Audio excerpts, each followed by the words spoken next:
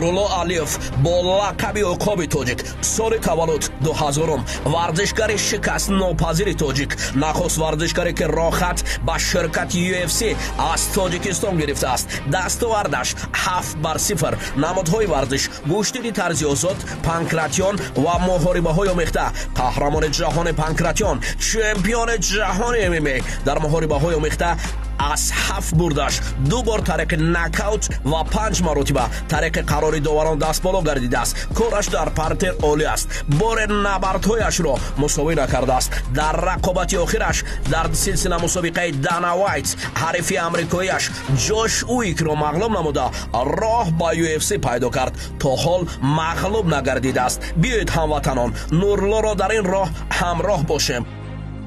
Нурулло Алиев, Тоҷикистон ба пеш, Нурулло ба пеш.